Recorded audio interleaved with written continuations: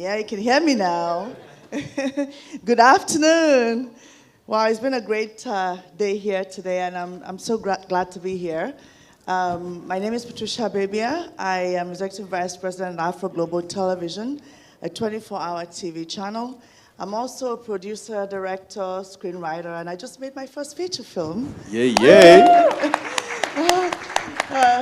The Life Coach, which won Audience Choice Award at CTFF. So I'm looking forward to sharing it with the world. Big up, big up, big up, y'all.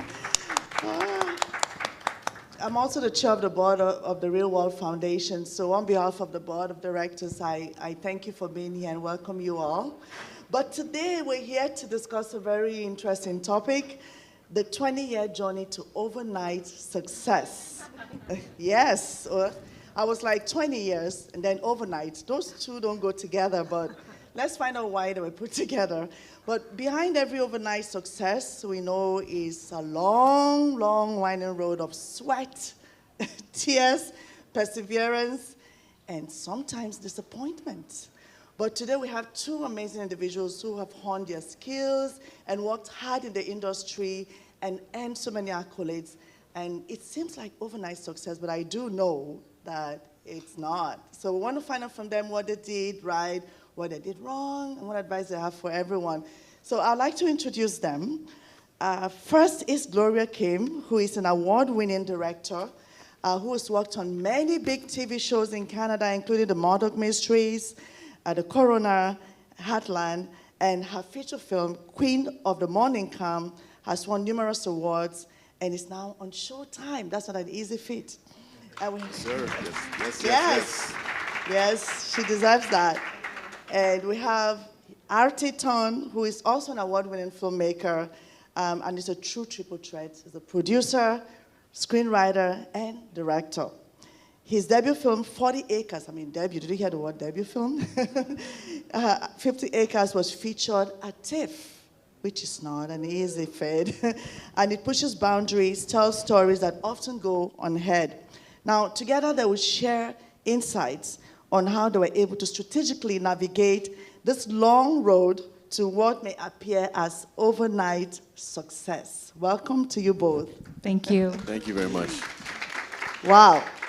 So, first of all, we want to know, tell us a little bit about your journey. I know it seems like, boom, abracadabra, here you were, winning awards, making films that are on Showtime, at TIFF, but I do know that this is not how it works. It took me almost 10 years to make it in the industry, and I'm still trying to make it even now. So just share your experience. I'll start with you, Gloria. So I started out in journalism, and I worked there for 10 years, freelance, and towards the end I was working at Maclean's for the last 4 years. But I was always looking for grants to make my own short films, and I was really, really, really lucky. I always was able to get the grants, and I was always able to get like a CBC pre-license. So it was a slog, I won't lie.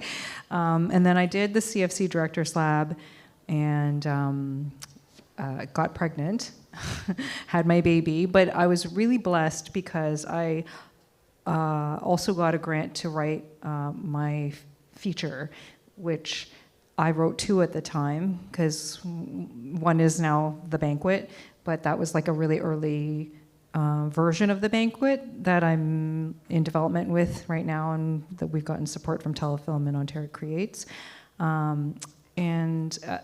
It was just, even when you get funding to do something, you have to work. So I worked in advertising and branded content. So commercial is branded content, and I was producing, directing, writing, working with the clients. Then I worked at a content marketing agency for several years before I got noticed by the Five in Focus, the women, oh my gosh, Fran, tell me the name of the group. Yeah, that's right.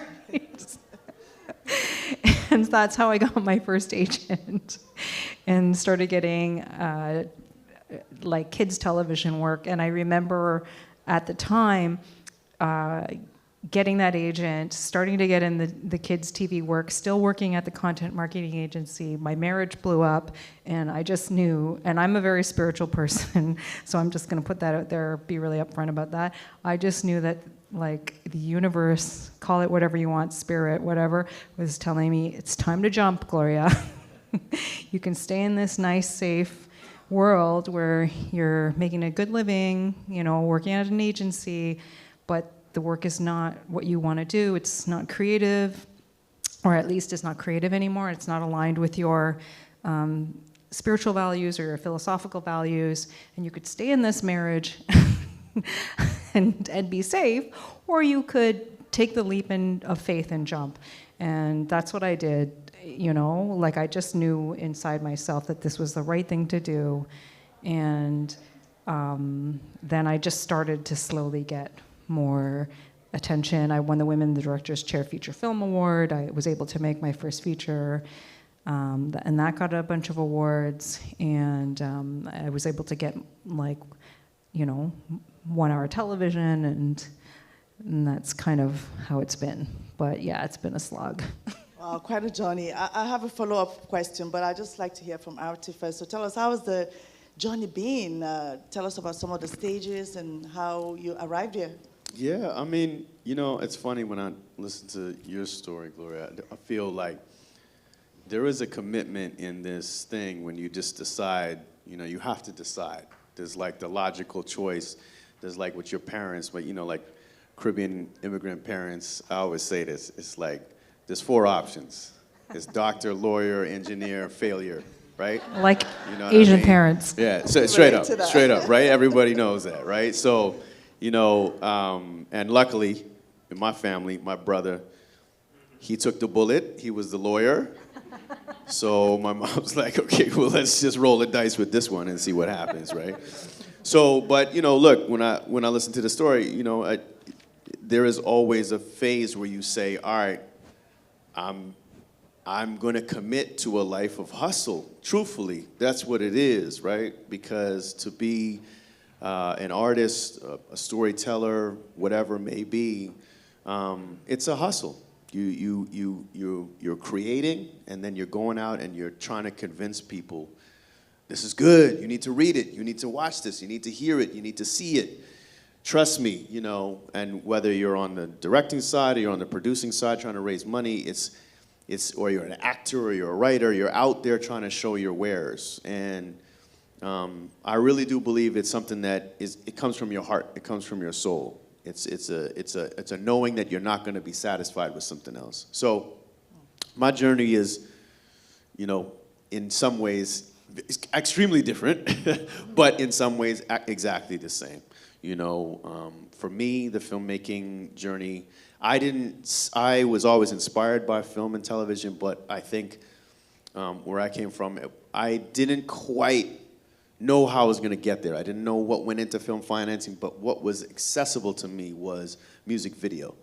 Music video is accessible because I knew a lot of young rappers. I knew some bands that were performing, and I was just like, if I can get my hands on some cameras, then I can shoot them, and if I can figure out how to edit, and at that time, you couldn't edit on your phone, okay? Back then, I'm gonna date myself, but the phones didn't have screens, okay? Let me put it that way. So, I got an internship at the building called Much Music.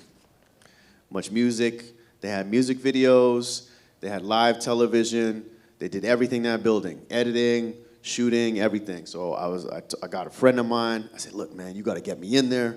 He was working on Electric Circus. Everybody remember Electric Circus? Shout out Electric Circus. So I got what they call a floor director, it was not a floor director job. I just stood there and told dancers where to dance. But it got me in the building. And because I got into that building, now I had access to the camera people, and I made friends with the camera people. They had little digital cameras. I said, hey, man, let me take this out on the weekend. I'll shoot some footage of some local bands. They're like, okay, cool. So I got to do that. And then when I went and shot those shows, I just hustled my way backstage. Now I start talking to the managers. Look, I got your artist on this camera. Look, I can cut something. I'll cut a music video for you. I work at Much Music. I'm a big dog there. And then so I started cutting music videos when everybody else went to sleep and went home. I'd go upstairs. I'd learn how to edit on the Avid. The editors were really nice. They showed me some things. And that's how I started doing my first music videos. And that was my first sort of, taste of being a director, and teamed up with a buddy of mine. He got a loan from his father to get insurance for us so that we could legitimately rent things. And then I reached a certain point. I was working at Much Music for about 3 or 4 years, and it came to a point where I was like, I'm doing these videos on the weekend, and then I'm working during the week at Much Music. And I'm gonna die. If I keep doing, if I just work 24/7, I'm gonna die. So I have to make a decision. And the decision is, am I gonna leave this paycheck that's coming every 2 weeks for something that I have to convince people to give me money? And I said, that's what I gotta do. And so I never looked back. We did the music video company for 10 years. And then the music video industry went down because the music industry went down.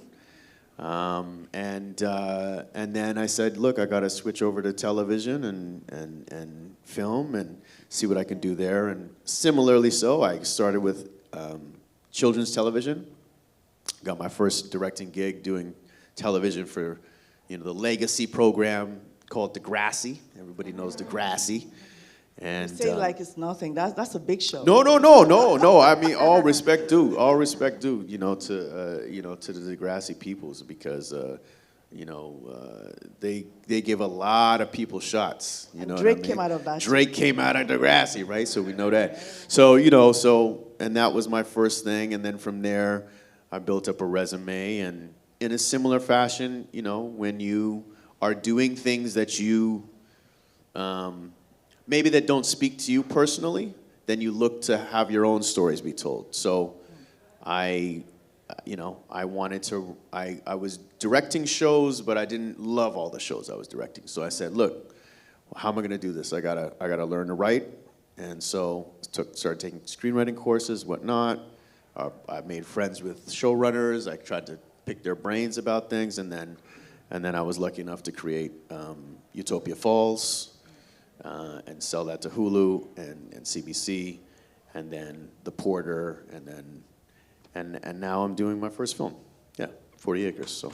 Wow, I like how he just drops those big names like it's nothing, right? The Porter, anyways. You said something that actually stood out to me. You said is from the soul, and is when you know that you can't be satisfied with something else.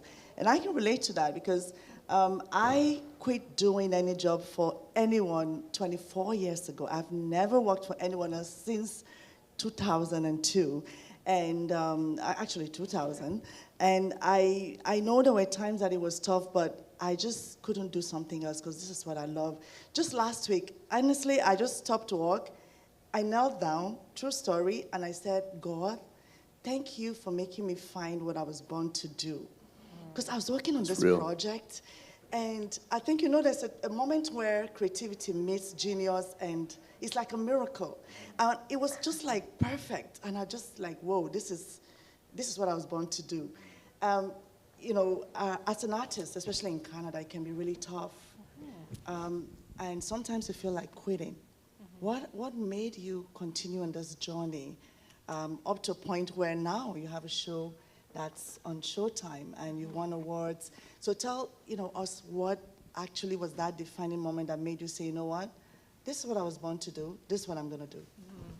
I think for me, I felt like, and I do feel like, as a woman of color, as an Asian woman of color, I'm also a survivor of violence. And for me, I just felt so much how important it is that I have a voice, that I represent other women of color, other survivors of violence, other people who are Asian, and talk about my experiences, talk about what I know other people are going through.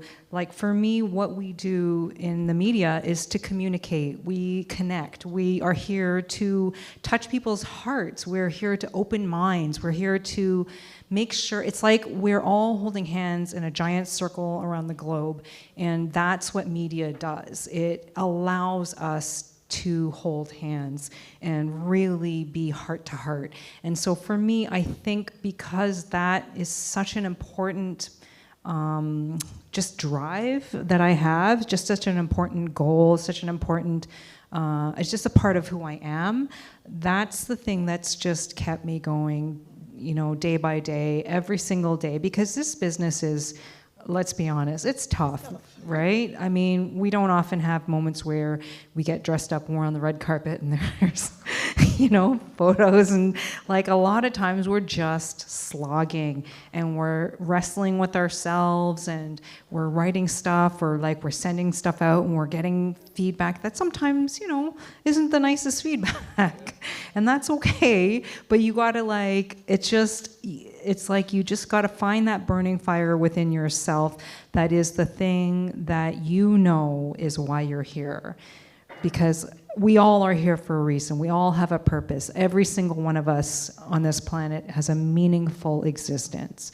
So we are here to bring our gifts to the world and share them. That's why we're humans, I think. So that's why I keep going. Great. I mean, I love that, true. I mean, that burning fire is what really can keep us going, even when things are tough.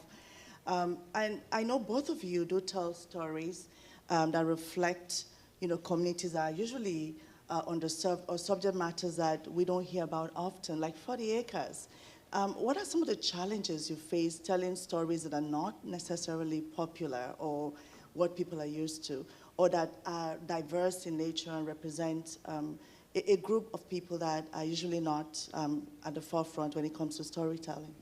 Well, I mean, the biggest hurdle you face is convincing, you know, the people down with the money that, you know, this is a valuable story to tell, you know, and I, you know, I say the word valuable very specifically, you know.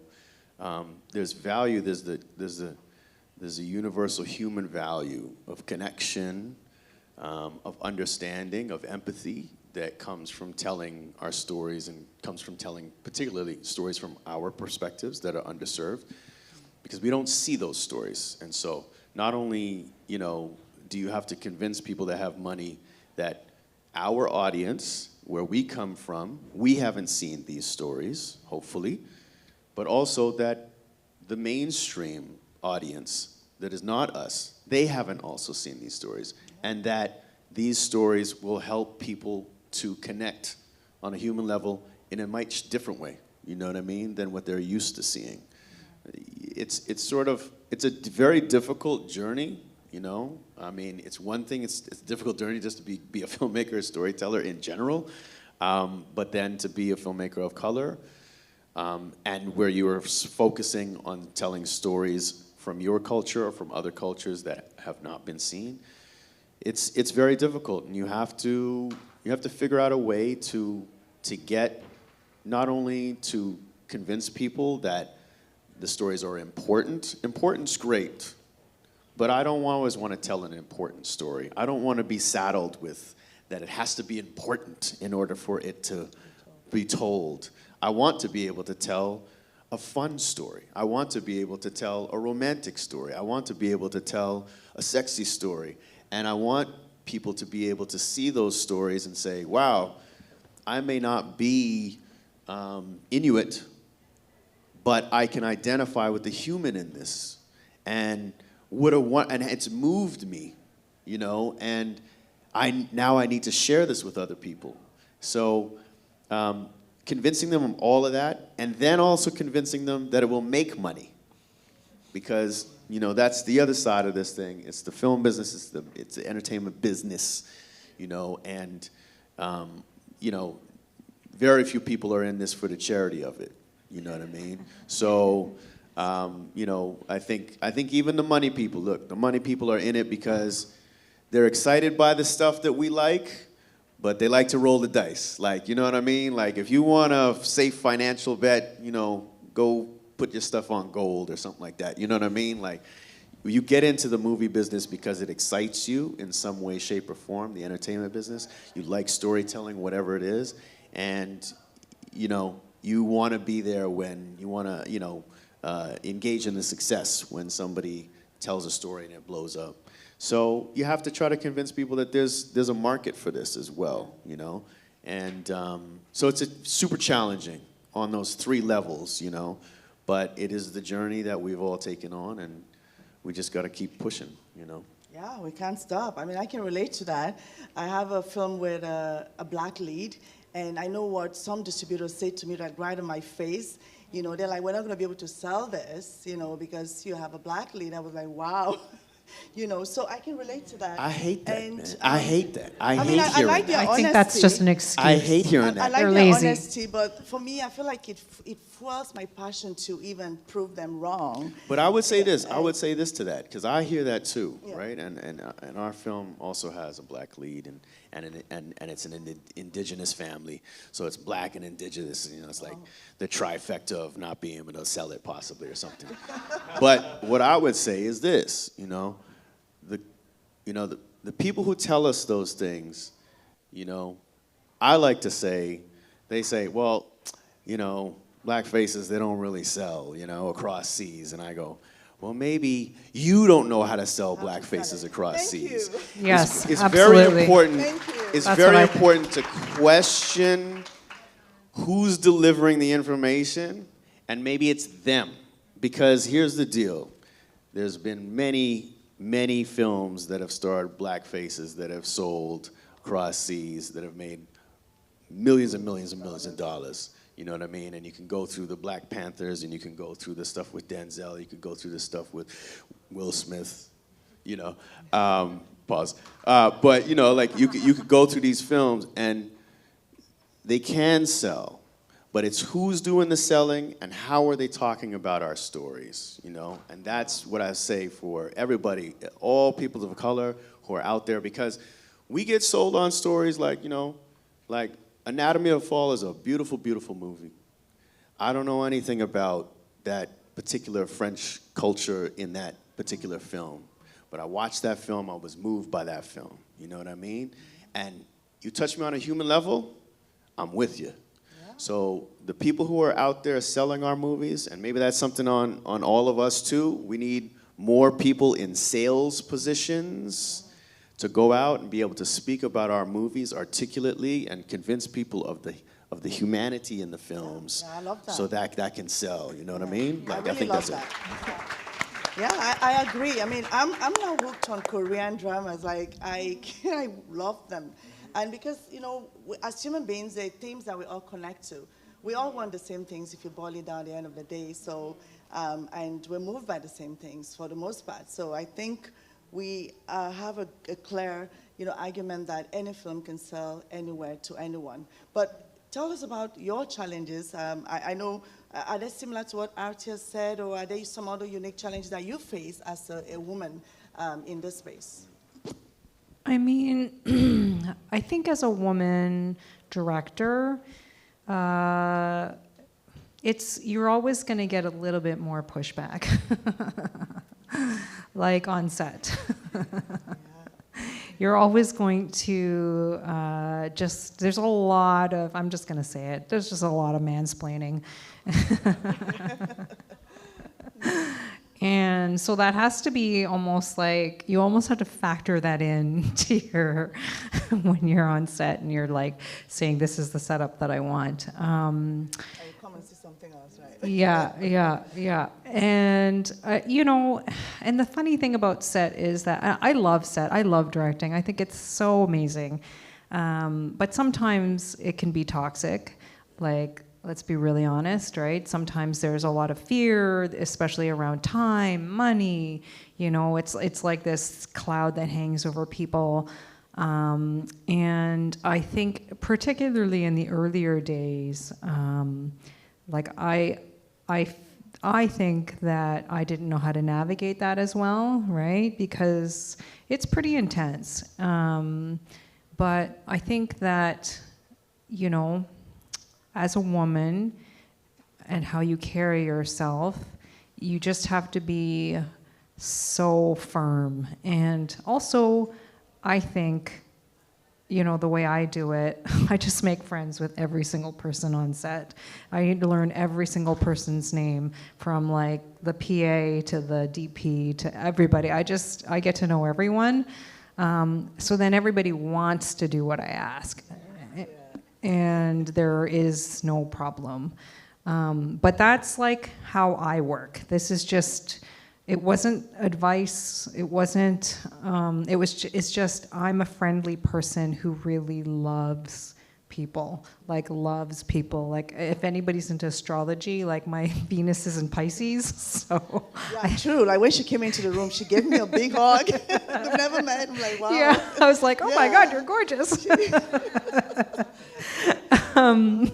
But yeah, so that's just, for me, what I have done to navigate some of those difficulties, and then I usually don't have a problem. So, but, you know, like I think every woman here who's been on set, if you're in any position of authority, if you're, you know, a director or writer, or, you know, in whatever position you're in, if you're a gaffer, you know, if you're a grip, I think you know what I'm talking about. You know that you've been needled or put down or pushed around or mansplained, and it's like, it's, you know, no thank you. Enough is enough, you know. So I would say that's kind of a huge challenge in our industry. Right, amazing. And I know to, you know, make any film or to create any project, you need a team, the right team, and you need to collaborate with a lot of people. Tell me a little bit about the importance of collaboration and how you've been able to put together a team to execute a lot of the projects that you've done. Yeah, I mean, you know, we've chosen to be part of a band that we haven't formed yet, and we form it every time that we try to do something. It's a difficult thing. I think for me, and you learn, I mean, you know, you don't have all the, like you're saying too, right? Like, you don't have all the tools, you don't have all the language, and you learn as you go through the process. And the most important thing, I think, is to go through these things and try to glean something that you can take to the next one with you about your decisions. And so when you're pulling this band together, you're going to probably try to communicate and connect with the people who are within your community that you do know, and those are the best people to start with. And then as you go through that process, then you come across new people, and you come across attitudes and things you don't like, and then you go, well, not working with that person again, not doing that again, and you filter those things out. And so, you know, and that's an evolving process, you know. So to me, at this stage in my career now, I'm very much, you know, I'm still excited by the prospect of working with such and such DP who's, you know, done so many films, and that I love their work, but I'm very much of the case where I meet somebody and I'm an energy person. And if the energy, the vibe isn't there, the feeling, the spirit isn't the same, if we don't connect, I don't really need them. You know, I don't really need to, I can watch them and admire them from afar, that's all good, they can go do whatever. For me, it's more about cultivating a community that it has the same respect, and there's a kindness about what they do, and they're hardworking, and they just want to get the stuff done. And you connect with that kind of energy, and I think, because you know what it is, this stuff takes so long. You working with somebody, not just on set, but you working with somebody minimum 3, 4, but maximum 2 years, you're stuck with different people. You know what I'm saying? So you better make sure that you enjoy the company of these people. You know what I mean? And that's, like, to me, the most important thing now as I move. And then, yeah, like I said, you know, their work ethic and the quality of their work comes actually secondary for me, but I have to enjoy the experience, because it'll throw enough stuff at you that you won't enjoy just by chance. So you better enjoy the people that are around you, because then you can kind of tough through it, yeah. How about you, Gloria? I mean, like, same, trust and respect, I think, are the most important things that you can have in any working relationship and that you can have on set. I think that when you walk into any room or any set, that is the unspoken contract that you have with everyone around you. And I'm so with RT that if someone is a negative influence, you don't want them around. That's like an energy suck. That's like they're an energy vampire that's taking energy from the creation process for themselves because of whatever, trauma or issue that person has. And our industry does attract a lot of people like with a certain amount of stuff. Like, we all have trauma too. Yeah. Like, we all go through these things. So it's Absolutely. it's not just to like say like those people no place. Like, it's not. But no, it's just you got to find your people. Yeah. Is what it is, right? Who vibrate on the same frequency. If we're going to use we all are energy. We all vibrate at electromagnetic frequency. You want to be with people who, vibrate the same way as you, who are like good people, who, like you said, it's like a couple of years at least that you're working together and like long hours. So I think building that team that you really, really respect, that who come from a similar place, there could be somebody who's like the most, talented DP ever, but if they're not respectful or pleasant, there's no point, right? So.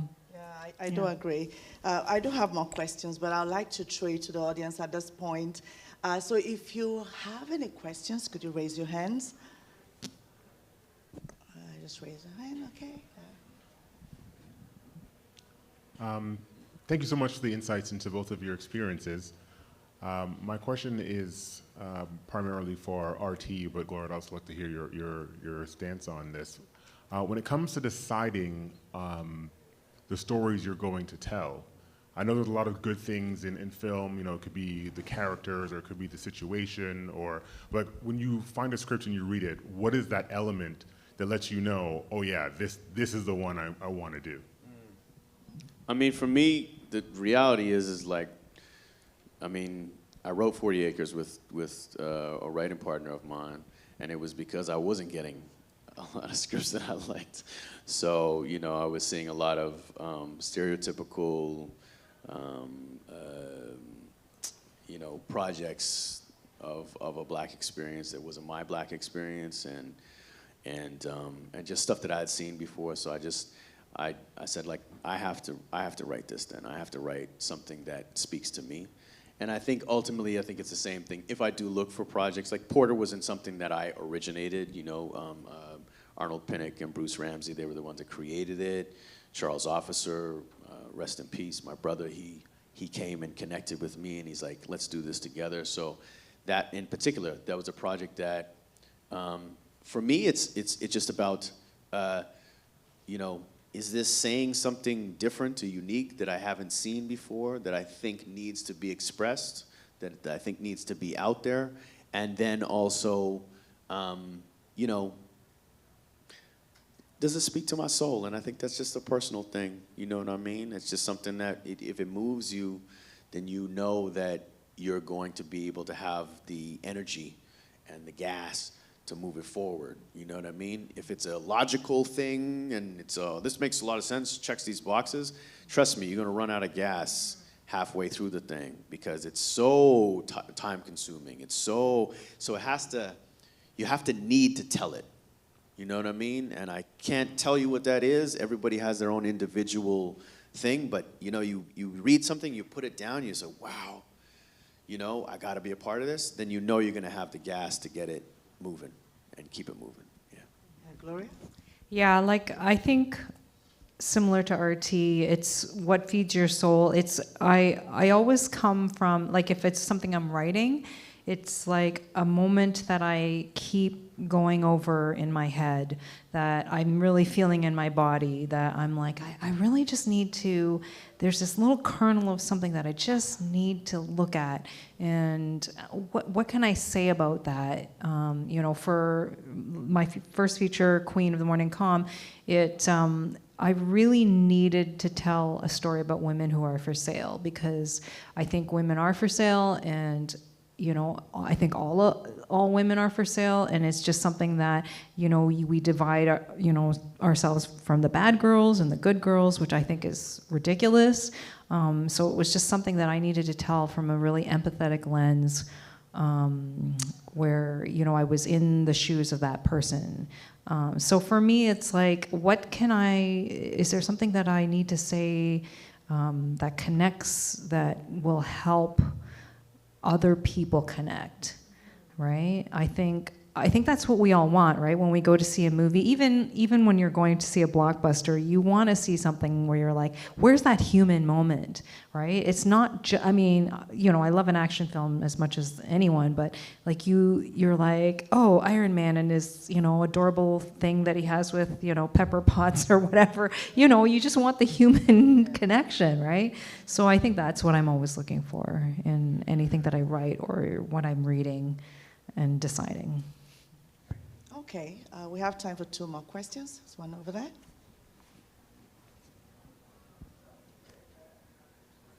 Yeah, they don't like money at all. I didn't hear anybody say if I get, you know, a project with a lot of money, I would do it. So money is never a motivator? Hi, so in the industry I've come to know is that so many passion projects, or even projects that have been years in the works, are still not getting financing nor distribution interest, because it doesn't have enough of a presence yet to even like see whether it has a market for it yet. So how is it that you, like, what were the steps that you took that are like, okay, this is me as an artist and this is what I got to offer, but to those who are actually like getting your project out there, this is how I sold it? So is it like, sorry, so you're asking, just to paraphrase, and you correct me, there's a lot of projects that are struggling to find their funding and whatnot, and how do you take such a project that is multiple years of trying to find funding, how do we take it to a place where we actually could convince and get the funding, yeah? Exactly, yeah. Okay. Do you want to go? I mean, it took me 11 years to get Queen of the Morning Calm off the ground, and multiple drafts of scripts and like notes, and you know, some well-meaning but like really bad notes, and like it was about a Korean sex worker who and her daughter, and they're like navigating poverty, escaping cycles of abuse. But ultimately, it's a mother-daughter story. It's like a mother-daughter love story, and you know, I got a lot of recognition for the script, but like, you know, it was hard to convince people to give me money. But I think for me, like I applied for arts councils. This is just really practical advice for any of you who are looking to make something. Like if you can apply for arts councils, that's always a really good way. You know, even if you're just trying to do a proof of concept, like if you get like $10,000, $20,000, $40,000, you know, and then I just kept applying for different awards and script recognition, so that it started to build some momentum, and then I was thankfully able to convince Telefilm to come on board after they turned me down twice. So I felt very blessed, right? But it was like 11 years, you know, of like, and it was, I mean, I worked, like I said, in advertising, you know, so this was like RT working at Much Music and Yes, then Electric Circus. Yeah. hustling on the weekends and at night and not sleeping and, like slinging my baby on my back and just running. I would say too, like, I think sometimes we can think that the way to produce what we need to produce is the standard way. And I think it's important to, recognize that, maybe you have a story or a concept that is, you feel like it's a big thing, like 40 Acres is a bigger film. But I was fine to endure how long it was going to take to put the financing for it together. But if you have a story that doesn't need to be a large film or something, it doesn't have to be done in the way that it's traditionally done. And shake yourself, away from that and say, how else can I get this done? You know what I mean? And is there a version of this film that can be done very low budget? Can I convince some people to come on board with me and shoot part of it here? Like, I don't know, Christopher Nolan, his first film was called The Following, and nobody saw it. It was 60 minutes. It wasn't even a full film, and he shot it over the course of 2 years on the weekends with people, and he shot parts of it, and then he finally put it together and he put it to a festival, right? So, and he shot it on film, but we can shoot that stuff on our phones now and stuff. Yeah. So my point is sometimes we get seduced with this idea of I'm gonna be this breakout filmmaker and I'm gonna make my first film and it's gonna da-da-da-da. And sometimes, we gotta do some shorts, we gotta do some things, we gotta do that first feature that doesn't need the stars in it, but sometimes you do that, you get into a festival or two, people know you're a filmmaker now. Now you can go to the telefilms, now you can go to Ontario Creates, and you can say, hey, I have a track record, I've started to do stuff. So, sometimes you have to shake yourself out of that and say, let me get back to the hustle. Let me try to figure out this thing in a different way, so. Yeah. Can we take one more question or no? No. Come Okay. on, anybody? There we go. Well, Ultimately, you guys are both fabulous. Thank you so much for your insight and your experience and everything. How can some of the individuals in this room connect with you? Maybe through some sort of mentorship or fellowship? Are there opportunities to just be closer to you? Yeah, I think so. I mean, Yeah. I think Andrew C. back there has a. Yeah, Andrew, do you want to say something about your program? You do a mentorship. You organize that.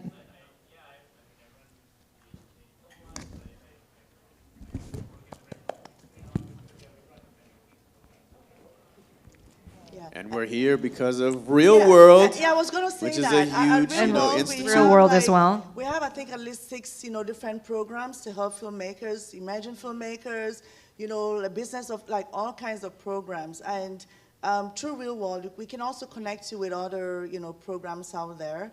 So just, put your name on Access Reelworld and reach out. That's what Reelworld is here for. Yeah, I mean, Reelworld was my first film job. I did their print traffic and ran their indie film lounge and then started volunteering. And so, yay, Reelworld. Yeah.